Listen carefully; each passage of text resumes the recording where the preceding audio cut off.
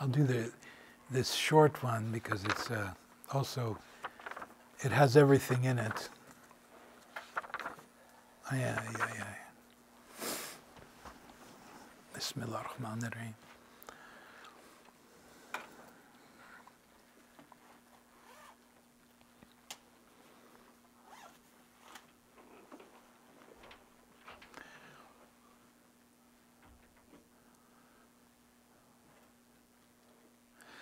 أهيم وحدي بذكري ربي فذكر ربي هو شفاه الله الله الله ربي الله الله نور قلبي حببت ربا هو تيمدي لكل شيء هو يشاء الله الله الله ربي الله الله نور قلبي وكل حب لغير ربي فيه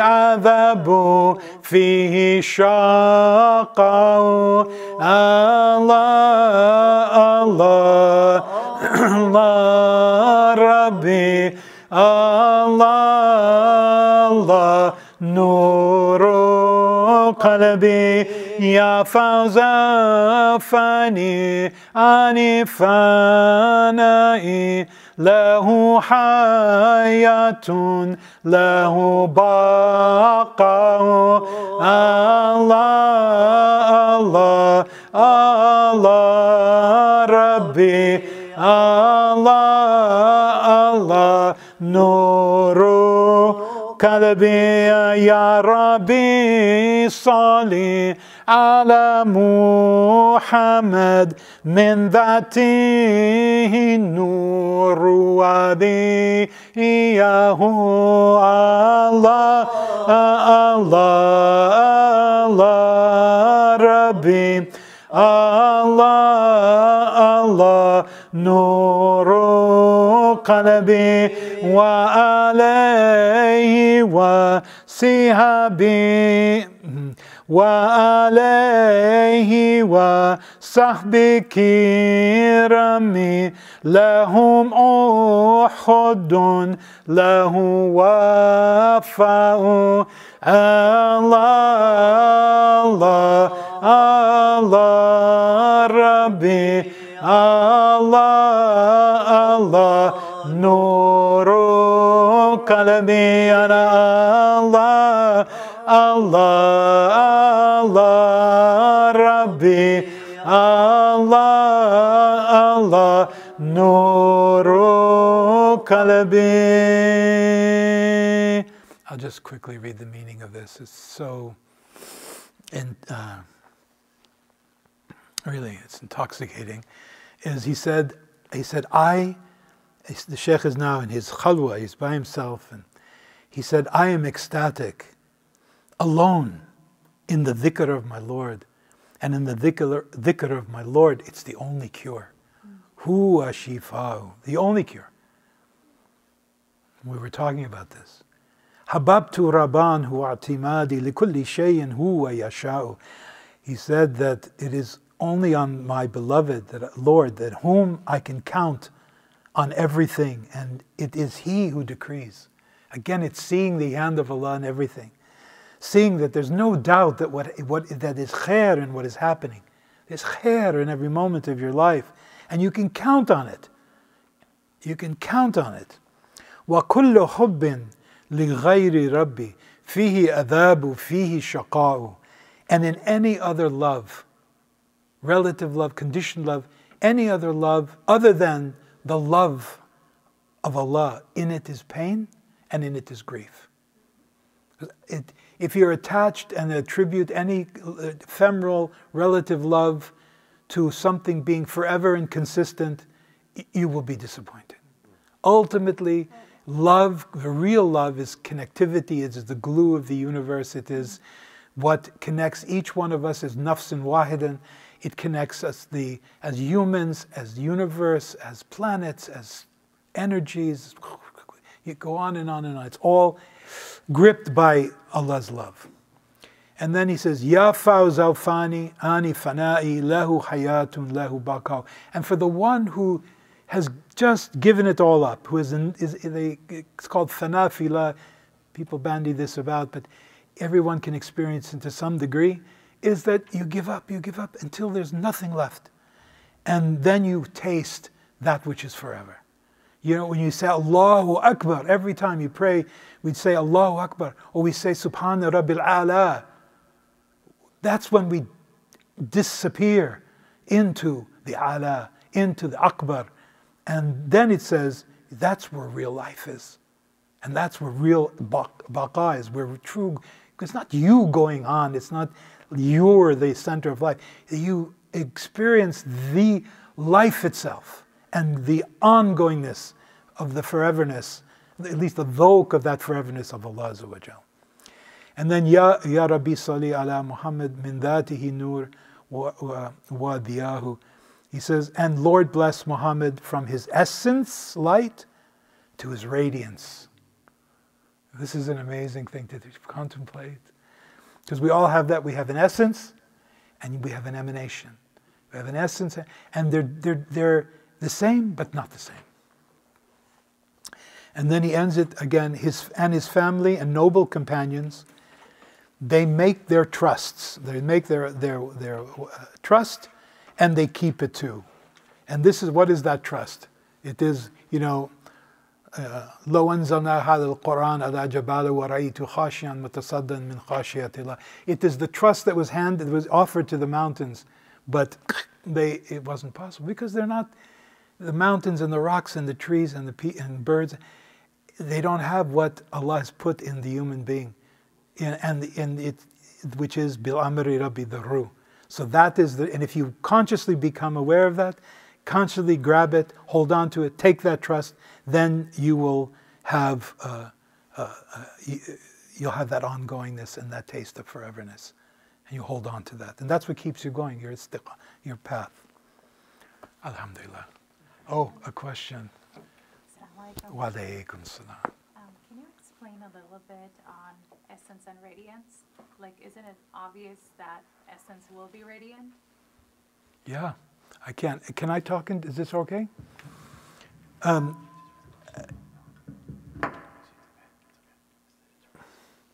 Essence here, and generally, is the nature of ruh, is light. And each one of us has an essential, our essential reality is ruh bil amri rabbi, meaning that our light within us, and I know you'll see me repeating myself about this because it's a very important thing to grasp. You have that essence of Allah Azza wa Jal resides in you.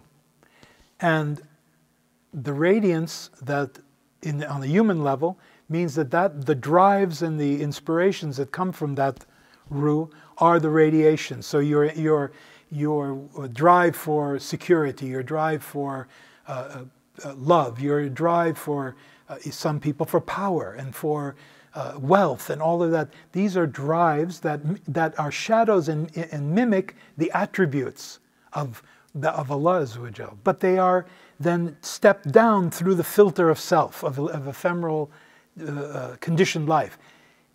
Now, when you talk about Allah Azza wa Jal, in His dhat, in His essence, He is beyond time and space with no attributes. But in His dhat, and I can't tell you any more than that. And I don't think you can say any more than that in His essence, He is without attribute. But in the real mystery, you may say, which Allah Azza wa Jal explains to the world Himself, He said that I was a treasure hidden. Right? In Kanzul Mafiyah, I was a treasure hidden, wanting, loving to be known, so I manifested the creation to be known. That is from His emanation. Right? So all the all the Asma Husna, all the names of Allah, the attributes of Allah in their purest form are the underlay of all of creation. And we as human beings can experience the emanations by reflecting on them. That's why it says that by whatever name you take leads you to Allah, because every name is pointing to the essence. So radiation or radiance is a manifestation of the essence. It is, yes, it's a manifestation, it's an emanation from the essence. It has to be, because there's only one. So, you can't differentiate. The only way differentiation is in our mind, is in our limited consciousness. We see mercy in a relative conditioned way, but the mercy itself is incomprehensible. It is vast. That's why we say Bismillah ar-Rahman ar-Rahim. Bismillah, we say everything. I take authority. I acknowledge that I've come from the One. I've come by His leave. My existence is predicated upon Him and Him only. And from that is ar-Rahman, which is the overarching mercy, which is Kataba ala nafsi rahma, that Allah has written mercy upon Himself throughout the creation, unknowable and it's incomprehensible to the human mind. But then there's also Rahim. I experience mercy. I have an experience of Allah's love. So it is a relative experience on the human side, conscious, limited conscious side, and an ultimate experience which we allude to, which we sense. We have an intuition to it, right? And it's like seeing, if you want to know about this in a way, it's like seeing when you walk in the sand and you see the footprints of a gazelle, right? You don't see the gazelle, but you know he's been there, right? So it's like that. We live by that ishara, by those signs, and then later on, hopefully by intuition, by dhawq, by any means necessary, to have that experience. Thank you. You mentioned letting go of your agenda. I think it takes a significant amount of tawakkul to be able to do that. So I have two questions. What's the prescription to be able to get to that amount of tawakkul? And the second question, how would that look like on a daily life basis? That amount of significant tawakkul that you just let go, let God. Can you repeat the first question again? So you mentioned letting go of our agenda, and I think in order to get to that, you have to have a significant amount of tawakkul. What's the prescription to get to that? It is one foot in front of the other. It is khawf wa raja, is hope and being positive, and making sure that you're not stepping with another foot that'll derail you. And that requires presence. So it's practicing, from my experience, I'm just telling you, I don't have any formulas from any place else, is that it requires being awake, being present in the moment, and with the eye in you of seeing what is being said here. What am I reading in this moment? And that whole sort of dynamic takes time and experience to broaden. So it's like if you, when you ride a bike, right? You don't know how to ride a bike. I mean, it's a simple method, but afterwards it's second nature, because something in you learned it. There's viscerally, your nervous system, your brain hooks it. It's the same thing spiritually. The more you do dhikr, the more you enter into the presence, whatever it is at the beginning that you imagine it is, just keep on, and then it also then expands in you, and before you know it, you're not here when something in your moment of experiencing that you're tawakkul, but you're already somewhere. You're already there. It's less of your reaction so tawakkul becomes more your state after a while, not just a fleeting hal or condition. It becomes more and more as you taste it, and it evolves in you. And what was the other one? I guess you can answer it as well in terms of day-to-day activities and day-to-day life. how do you apply that to get to that tawakkul? I mean, Letting yeah. go and letting God. I mean, everything is an opportunity for that. There's just there is nothing that happens to each of us at any given moment that is not in front of us for a purpose and for a reason.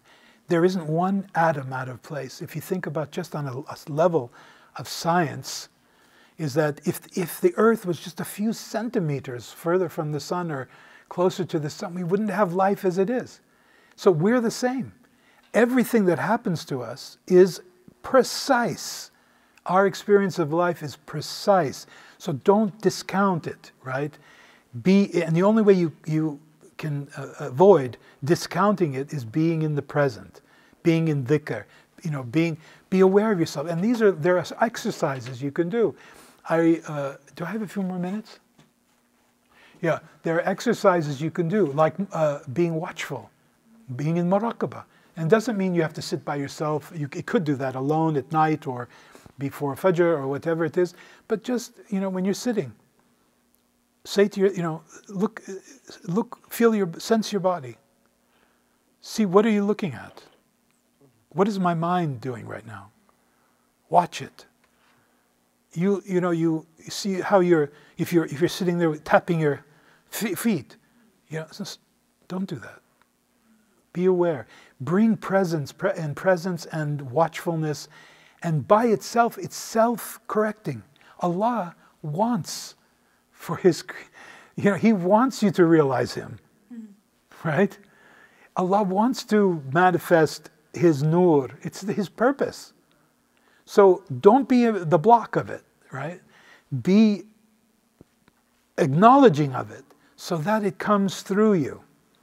And that takes time. It takes the practice over and over, and then until finally, not finally, there's no such thing as finally, that you just, you begin to realize that you are not going to lift your hand before you wonder, where is my hand going? Or about putting this thing in your mouth. Did I really want to put this thing? Is it the best for me? Is it the health thing? Or is it going to poison me? Is it going to hurt me?